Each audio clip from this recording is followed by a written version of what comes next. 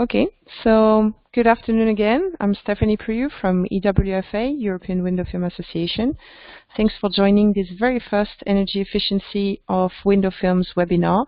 I'm very happy to welcome you, members or non-members. That's actually the very first time we're organizing this type of webinar, and we're very glad to see that we had some interest from, as I said, members and non-members. So, as I said before, the webinar is going to last about 1 hour and will be divided into 2 sessions.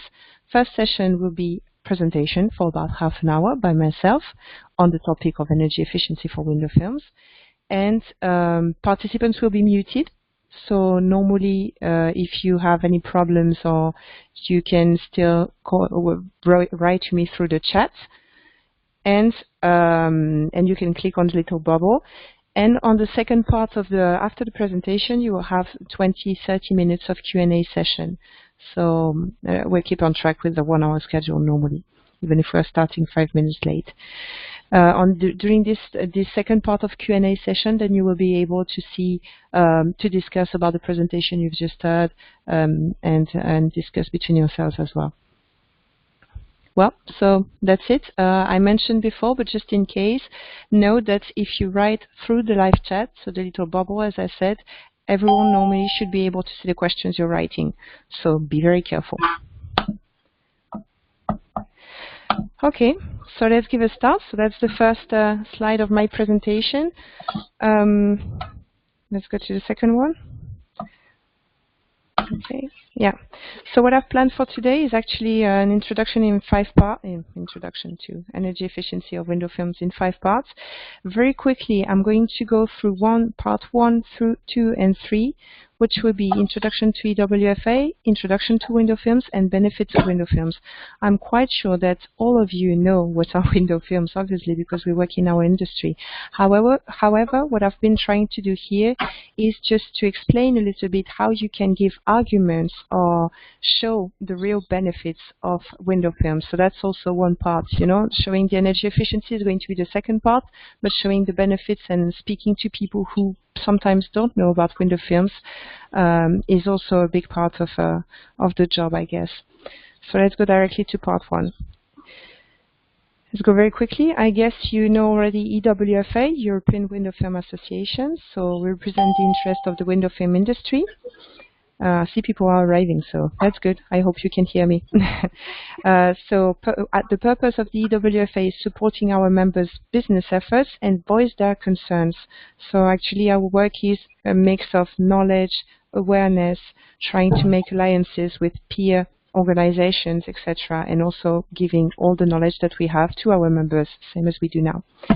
As of now, we have 21 member organizations within the structure of manufacturers and distributors, and we're present in 15 countries. So I've made a map at the bottom of the page.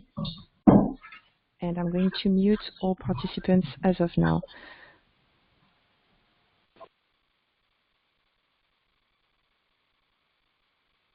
Okay, very good. Let me have a check.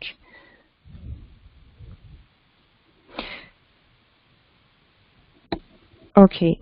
Let me continue on this.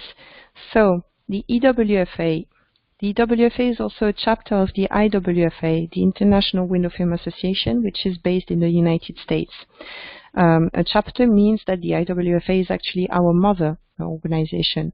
The IWFA on the other side of the Atlantic is actually doing more or less the same as us, but with a little bit more members, because they have 600 window film dealers, distributors, and manufacturers.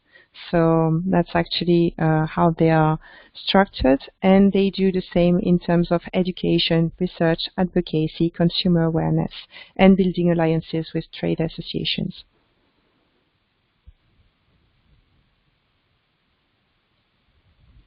So now let's go to the second part of this presentation, the introduction to window films, where I'm planning to give you some information about how to give arguments to your audience concerning window films. So first question, that's a very basic one, but that's important, I believe. What are window films? So one definition, which I've put here, you can use it or modify, is that window films are high-performance products used to enhance energy efficiency, safety, privacy, and actually many more, as we will see later, in different sectors, whether it be the automotive sector or the building sector, etc., etc. Another thing that I'm encountering very much is that a question which I'm having very much is that films can be applied to the interior or the exterior of windows. But here again, I'm not teaching you anything, I guess. What are window films? So window films are basically a polyester substrate, and that then we add on one side different coatings with different properties, and then on the other side we have the adhesive layer and a protection to this layer by the release liner. And here I've just put a very nice picture of a man which is doing application, which is clearly wet application, but you also have dry application, as you know. Okay, in terms of architectural window films, actually, which would be interesting to have as a segment is that we have the safety and security, decoration and privacy, and solar control and energy efficiency. This is completely arbitrary, but this is a way of of organizing things or presenting things. In the safety and security films, you can have the anti-spill, anti-blast, scratch resistant, anti-graffiti, etc., etc. Decoration and privacy, well, clearly you have more advertising films, etc., different colors, different finishings. And then the solar control and energy efficiency, you have the heat reflection and the UV and infrared blockings, which is mainly the most famous ones that we know. Okay, so now let's go more into depth after this very short presentation of what it is and how it works, etc. Let's have a look at the benefits of window films. Well, so I've set here in about 2 slides the main benefits of window films, and this is definitely, as I said before, something that you can use to promote in your activity, in your sector, to your clients, promote window films. So first, that's probably what we're going to speak about today, so energy savings. So window films can save energy, prolongate HVAC life, and are an environmentally conscious choice. Why is it an environmentally conscious choice? I'm seeing that you're asking. Well, actually, because mainly they allow a longer life cycle for windows that we'll discuss later as well. But think about it: if you don't have to change the window and put a window film, then it's that's an argument in terms of energy savings, money savings, and the carbon footprint, as mentioned here. In terms of money savings then, well, you can also speak about the value of the film in terms of the price and in terms of the installation. It's actually very, very low. And if you, well, installation, as I didn't mention it here, but I think it should be mentioned that it should be professional installation, which is what we stand for at EWFA. And again, if you think about it, then if you compare to the replacement of a window or the replacement of glass, this is very important to see that it's really a part of the cost. Some people say that it's about 20% of the replacement of the window, of a full window. Well, I'm not very sure about this number, but you see, that's a very big difference. Another argument would be the easy and readiness to use. So actually we're speaking about window film, so it's a retrofit. It can be bought basically everywhere. It's quick to install, professionally again, and it's long lasting over time. Argument of safety and security. Well, window films can enhance protection from flying glass in the event of breakage or protection of your belongings. Obviously, if you have people not being able to look at inside your house or inside your car, well, basically they will be less tempted to go and steal something or try to break in, for example. So that's also a very big argument for safety and security. Apart from the keeping all the pieces of glass in the event of a breakage so that they stay together, that's also a very good point for window films. The last argument I've mentioned here is the comfort, and I think we're going to go more into details in this argument because we're speaking here about thermal comfort, so less heating and less cooling needs, or at least a feeling of awareness, of being well in the place that you are. Reduced glare, which is also very important, especially in buildings where you have people working, for example. Shielding people and furniture from harmful UV rays. You have to know in this thing that Films are actually designed to block more than 99% of harmful UVA and UVB, which are the really bad ones, the UVBs. And it's actually very much higher, pretty much higher than normal clear or tinted glass. So that's also a very big argument for window films. And the last argument here in terms of comfort is that on the contrary of shutters, for example, blinds or this kind of tools, window films that we are speaking here are really allowing the natural light to come in. Even if the transparency is a little bit less, it's clearly not the same as having a shutter and closing yourself in the dark during the whole day, no? So that's it. So that was for the arguments. Then let's speak a little bit about European legislations. Here, my point will be European legislation concerning energy performances of buildings. I'm going to present to you two directives. Well, the EPBD and the EED. Well, actually, they are the main ones for the main legislations in Europe for promoting the improvement of energy performance of buildings. So these are really the two legislations that you should know about when you work in the field of window films. Why? We'll see why now. So I've put actually a link here, but I'm not very sure that you can, oh yeah, you can have access to it. Anyway, so the first legislation is actually the Energy Efficiency Directive, the EED, which was out in 2012. It was interesting. It was the first one, and it was very interesting to see what European countries wanted to set as important. So two things, energy efficiency and renovation. So here they were saying in this directive that European countries must make energy efficient renovations to at least 3% of the total floor area of buildings owned and occupied by central governments. So that's clearly for public buildings. So now we're here speaking about energy efficiency and renovations for public buildings. Second thing, which is EU governments should only purchase buildings which are highly energy efficient.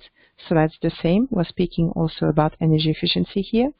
And the last one is EU countries must draw up long-term national building renovation strategies, which can be included in their national energy efficiency action plans. So this is a long-term strategy, as it said, and we're speaking also about renovations and not especially public in this case. Well, so that was a very short introduction to the EED, because the most important one, if of the two, is actually the EPBD directive, Energy Performance of Buildings Directive, which was out in 2010 and which was actually renovated later, as we will see later. Well, actually the EPBD is very important because here it is really speaking about zero energy buildings, it's speaking about energy performance certificates that we will develop later as well.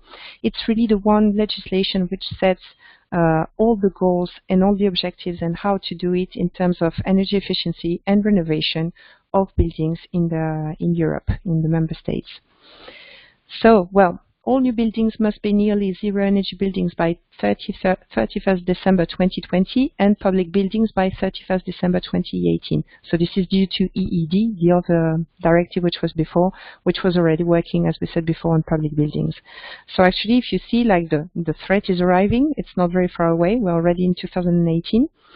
So that's something which is going to come to us. And this EPBD directive is actually setting the case for the energy performance certificate. So we're going to speak about this, the EPCs. Here it is said in the directive that the EPCs must be issued when a building is sold or rented, so in most of the cases. And they must also be included in all advertisement for the sale or rental of buildings. So as you can see, this is something which is going to be very big for our business in terms of renovation and new buildings actually. Anyway, the last point is EU countries must establish inspection schemes for heating and air conditioning systems or put in place measures with equivalent effects.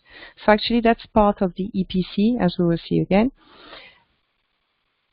These inspection schemes have been, and we will see later again, have been set up, but are not yet up to the point, up and running as much as we would wish.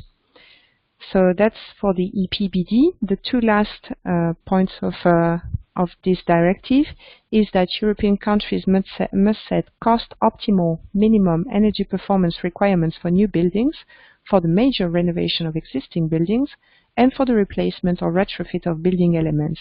So here you see that we're coming to window films very quickly.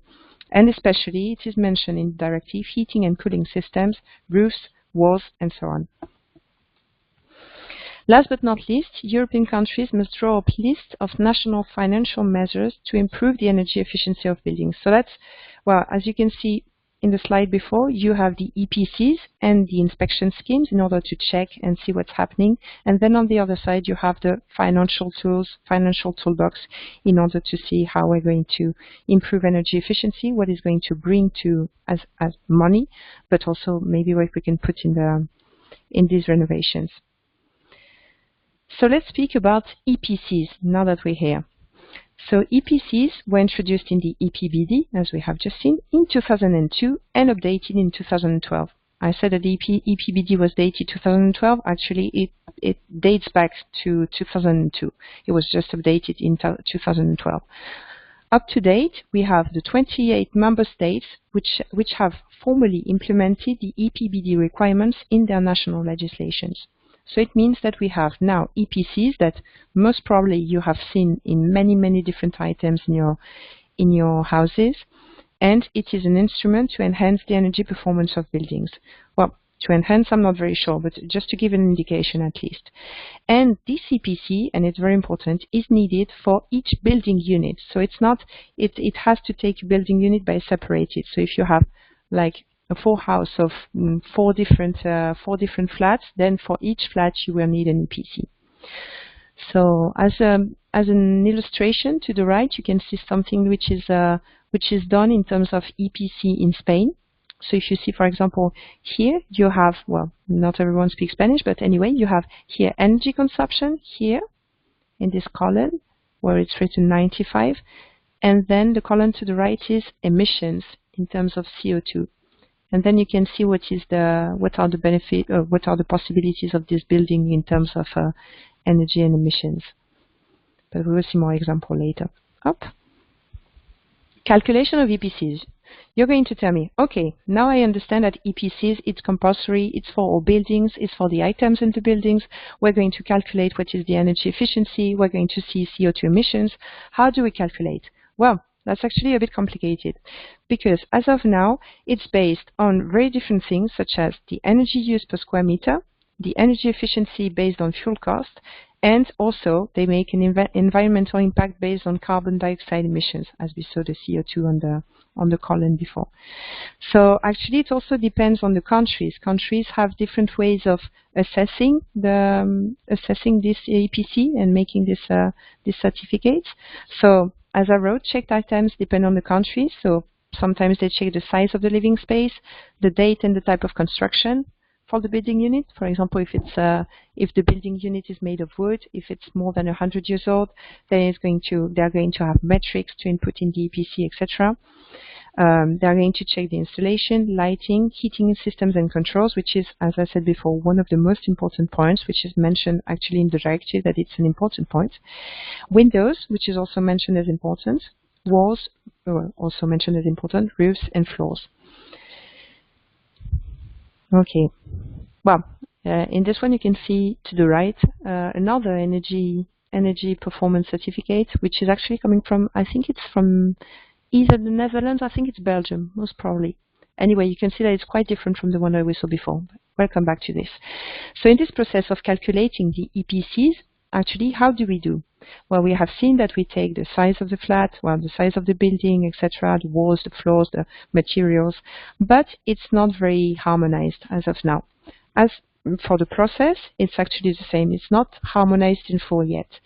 So in most of the countries anyway, and what is recommended is that we have a qualified and or accredited expert who is coming to the place, who is checking the different items that we discussed before, and who is entering into mostly, in most of the cases, a digital software, his assumptions or his ideas to make what I call plausibility check, just to check if this window, which is single glazing, which dates back to I don't know which date, well, normally should have this in emissions, etc. So just to check that it's working.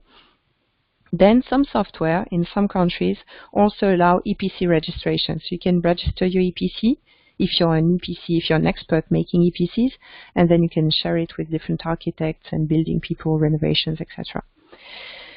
Well, and actually that's what I brought in the second part. The certificate established on, well, it's actually established on real or estimated consumption. So sometimes it's quite complicated to know if really this door, this window is actually using this much energy or is energy efficient up to an A, up to a B, even if you have the metrics, knowing that the metrics also depend from one country to another as of now. So that's a bit complicated. You see my point, I hope. Well, let's refine a little bit and let's go to EPCs for Windows. So in all this scheme of having EPCs, well, it's the same for Windows actually. It depends on the countries. Sometimes it's, well, the only things which are checked are single, double, triple glazing. Oh, how does it work? What is the window, etc. And then they also check, as I mentioned before, you have predefined values in your system, in the digital system, that they can enter, etc. Well, and I just added that the assessment may also be based on the manufacturer's data, which is in most of the literature that I was checking. It's actually the case. They also base themselves on the manufacturer's data, which is obviously normally quite accurate. Okay, to the right you can see an example of an Irish window energy performance certificate. So that's a top window, if I see well, that's an A1. And you can see down, if you go down and you see climate zone Ireland, and then you see they mention thermal transmittance, effective air leakage, solar factor, triple glazing unit, frame material, etc. So you can see here for windows, it's not exactly the same as for buildings. They go a little bit more into details, so which is already good. So that's the thing. So now that you have seen the energy performance certificates and you see that it comes from a European directive, it was going to the different countries who transposed into their national legislations with different assessments, different measurements, these energy performance certificates. You can see also that we have a problem because I didn't speak about window films, did I? Well, that's also something. If we can, well, in terms of window film performances, we won't have for all of them this kind of EPCs. It's very complicated to find something which is full and accurate. And as for Windows, as you can see from this example here, we do not have included the potential of a film, for example. Well, so that's one problem which is to be tackled as of now. As the consolidation towards a more harmonized market in terms of certification, assessment, etc., is arriving, then this will be at some point the work of EWFA to push for window film certifications or certificates in this respect. So this is why I wanted to show it to you, just for you to understand in any case what is happening and up to which level we are going now. Well, and now you're going to tell me, okay, now we know that window film performance certificates, well, it's not really recognized yet. It's not really on the market yet. We do have data, obviously, from manufacturers and from people making tests, but so how are we going to prove that our products are the best? No? Well, that's what I'm going to show you. I'm not very sure, but I'm just trying to explain for the best in this energy performances of window film section, which is actually the last one already. Well, so actually, I've just gathered all together here different quotes. So first one being that the buildings are responsible for 40% of energy consumption and 36% of CO2 emissions. So that's a lot in terms of energy and emissions, as we saw that it was calculated before. Then we have 30% of the average energy used in commercial buildings is wasted. So that was actually a quote from a UK, I think it was the Telegraph, and it was just saying that really didn't work so well, and that it was, well, energy efficiency was not definitely something to be improved. Then let's speak about HVAC. HVAC systems in commercial buildings account for more than 40% of the total energy use. Okay, we're speaking about commercial buildings, but in residential buildings we all know that it's the same. HVAC is also very important and a kind of a high cost for people living in the house. And then the last quote would be, over 50% of heating and cooling costs attributed through loss of energy through windows throughout the year. 50%. So that's enormous, no? For windows only. So if you take like 50% of the heating and cooling cost lost for windows and 40% of total energy use, that's already, from this assumption, 20% of energy lost, no? So that's it. I've also checked, so I think it was a very good, very interesting source here, just to see the glazing types in Europe. Actually, as you can see, we have single glazing, the kind of old-fashioned, if I can say so, double glazing. Then we have the low E coated double glazing, which is here modern. And then you have the triple glazing. So as you can see here, we have 86% of the European market, which is still made, I think this source is from 3 years ago, if I'm not mistaken, well, which is still made from either single or early uncoated double glazing, which is quite a lot of work in terms of energy efficiency and reaching it. Well, so let's come to what EWFA was trying to do in 2015. We have made a study which was actually named Energy Performances of Window Films in European Climates, which is, by the way, on our website, ewfa.org. And which conclusions, let's jump to conclusions already and go into details afterwards, were that the installation of window films can significantly reduce total building energy usage over a variety of European climates, window types, and building sizes. Actually, this study was made with six different film types of different companies, etc., for 3 different building sizes, that we will see afterwards, 3 different climates, and 2 glass types, double glazing and double glazing low E, the modern and the old one. And as a conclusion, very quick conclusion of this study, the average building energy savings were of 18%. Then the very minimum for the double glazing and double glazing low E were 2%, and the maximum 42%. So you can see that there is quite a lot of difference. Well, actually here, the results for the double glazing clear window, if you think about it, probably the results for the double glazing low E would be actually a little bit less, if I can imagine, because it's supposed to be better glazing. And in any case, much better than the single glazing. So I've taken it because it's in between. So the different climates here that we're speaking about is the northern climate, the central maritime climate, and the southern climate. In terms of northern climate, we're speaking about Stockholm, central is Amsterdam, and southern is Athens. And then you can see that we split also in the 3 building types, as I was mentioning. The small buildings, which is actually less than 1,000 square meters floor space, the medium building, which is less than 5,000 square meters, and the large, less than 10,000 square meters. So that's it. If you see, I think it's a very good summary here, because you can see that actually you have the range of savings and you have the average then. You can see that on this slide, the range of savings, which is the minimum saving that you can find, is actually 8%, when the maximum saving is actually 41%. What you can see also is that in Stockholm, was it Stockholm? Yeah, I was going to say Amsterdam, but no, Stockholm.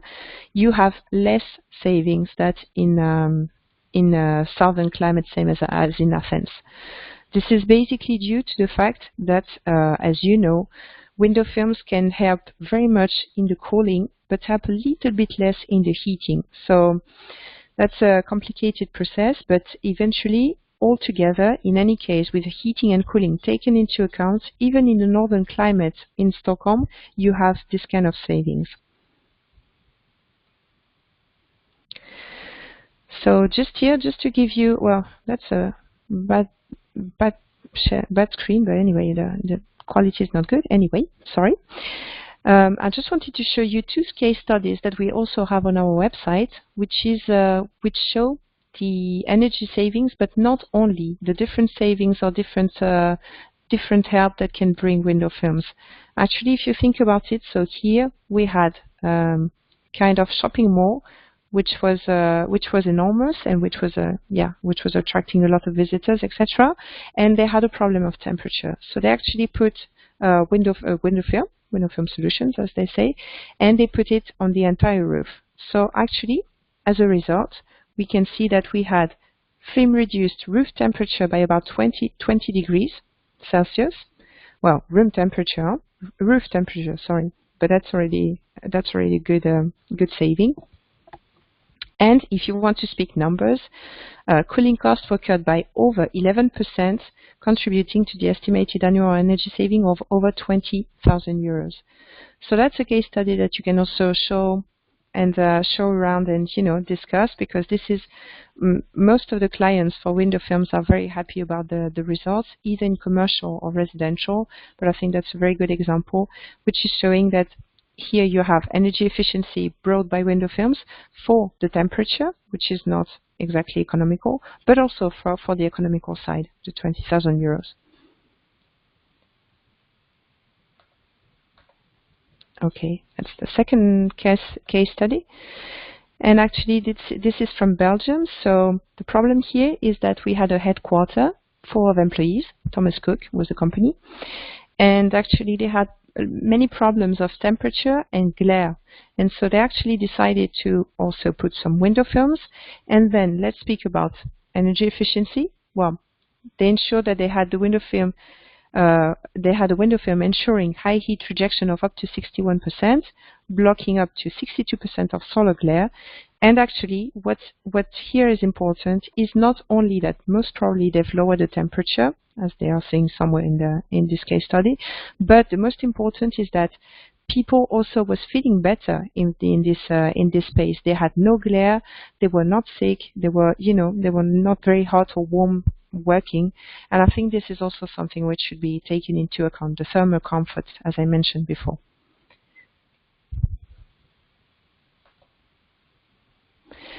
Okay, so as conclusions, I'm not very sure about my conclusions, but then we can discuss in the Q&A session. Well, I wanted to mention that window films are a quick and expensive solution for single or regular double glazing windows. As we have seen from the results of the study, it really makes a difference. We do have a lot of single or double glazing windows in Europe. It's a solution. Window films can greatly help support heating and cooling needs, as we have seen also in the calculation. While windows representing important surfaces of buildings should be specifically addressed. I think that's also a big mistake that we are seeing increasingly buildings, whether residential or commercial, which have very big surfaces of windows or glass, and no one is caring. And then people inside are saying like, "Ooh, it's too hot. Ooh, it's very difficult. We're spending a lot in heating and cooling." Well, that's something that architects and people organizing the buildings and renovation should definitely think about. Windows and window films. Well, window films allow for an enhanced energy efficiency at window and building level, providing an average 18% energy savings for regular double glazing windows. So this is what we have seen in the study. And a retrofit solution, window films should nevertheless be taken into account when speaking about EPCs. So as we discussed during the part of the EPCs, the Energy Performance Certificates, this is something which should definitely be developed. I have no doubt that you have willingly people willing to integrate window films and energy efficiency of window films within these softwares at national level in Europe, but it should really be pushed for. This is what EWFA is pushing for in some countries already in Europe, but this is something that we should argue for, we should bring awareness about. It is very important that we have window films taken into account, because having a window, as you know, a normal window, and having window films on your normal window is definitely not the same energy efficiency.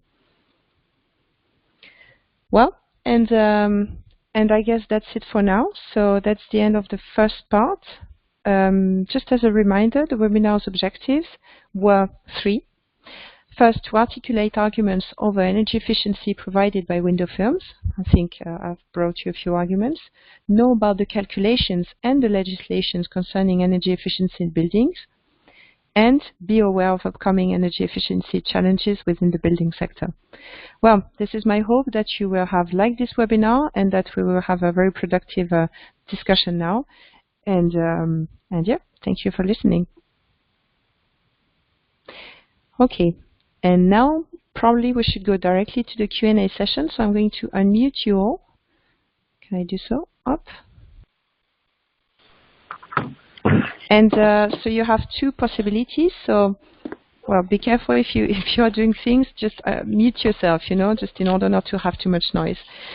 So two possibilities for the Q&A session. So first, we can have questions either through the chat, as you have seen. So you have a little bubble here on your control panel, and you can use it to write. Or if you're not very shy, you can directly voice your question through the microphone. So does anyone have any questions, either by writing or by microphone?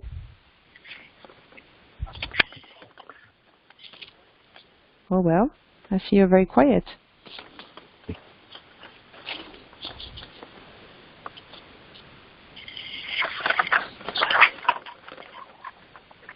No questions at all. Don't be shy. One of the first questions. Hello? Yeah, hello. Hi, this is Jim Ford. And I guess very, very interesting that the average energy savings across all of Europe is about 18%. And do we find in northern climates like Stockholm the greatest reduction in energy consumption? Would that be with reflective exterior films, or do we have an idea what interior films are capable of in the northern climates? Sorry, I'm not very sure. I can't hear you so well, and I'm not very sure I understood your question about energy savings for northern climates. I'll put it through then on the chat board. Yeah, thank you. I'm very sorry, Jim. No problem.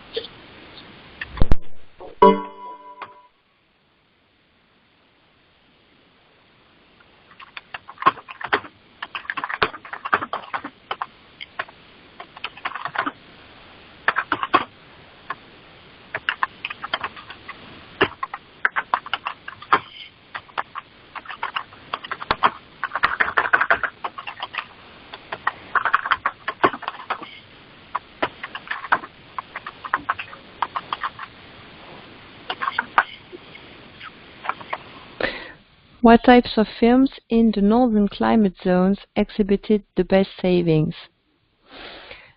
Well, this is a bit complicated to reply because we actually have different manufacturers who are giving different types of films. I believe I'm not very sure of what you want to. These films were actually for energy efficiency, so I'm not very sure what types of films exactly. I can't really reply to this question. I'm sorry. No problem. Any other question from the audience? Stephanie? Yeah? This is Daryl Smith. I've been involved in the energy studies, globally, and just responding to Jim's question, we do know that any window film in a northern climate where the length of the heating season, where the HVAC systems are calling for heating, when the length of the HVAC heating season is longer than the cooling season, then in those climates, of course, any film with a lower U value or better insulating value would show higher saving than one with less insulating value in that period. But from a cooling savings or solar control rejection standpoint. If you have two films with the same, basically with the same solar control rejection factor, the one installed closest to the exterior surface would have slightly better solar control performance, only because there are less layers of glass absorbing and then reabsorbing any reflected energy that might hit another layer behind it and then reflected back out through it. So you actually have higher solar efficiency the closer the film or the reflective layer would be to the exterior.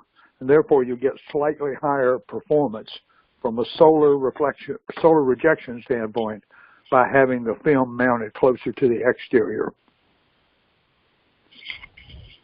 It's not a great deal. You may have, if you've got one that's got 75% solar rejection on the inside of a single pane window, or say on the inside of a dual pane window, because it had 75% solar rejection. On the exterior, you may get like 79, 80%. It's not dramatic, but there is slightly better savings. Thank you, Darryl, for this extensive and very good reply. Thank you. Any other questions from anyone from the audience?